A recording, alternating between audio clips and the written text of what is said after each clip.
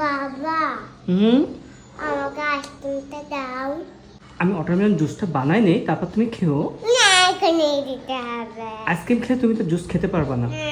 শোনো, আচ্ছা আমি তোমাকে আইসক্রিম দিব, আমি তোমাকে আইসক্রিম, আচ্ছা আমার কথা শোনো তো, আইসক্রিম দিব। আমার কথা শোনো তুমি, এই যে তোমাদের তো জুস বানাচ্ছি, এই জুসটা বানানোর পরে এই জুসটা খেলে তোমার প্রাণ মন জড়ায় যাবে, তখন তোমাকে আর আইসক্রিম খেতে মন চাবে না। আমার কথা একবার শোনো, তুমি যদি একবার আমার এই অসাধারণ একটা চিন্তা ভাবনা জুস তুমি খেয়ে থাকো, তাহলে তোমার জীবনটা শান্তিতে ভরে যাবে। আচ্ছা ঠিক আছে ঠিক আছে ঠিক আছে, ওকে ওকে ওকে ওকে, কান্দিস না কান্দিস না কান্দিস না, আমি দিচ্ছি। ওরে মা গো বাপ গো, ভাই ভাই যাই গো যাই। এই যে গরম শুরু হয়ে গেছে, আর গরম শুরু হলে বাচ্চাদের কিন্তু আইসক্রিম খাওয়ার একটা বেগ আসে।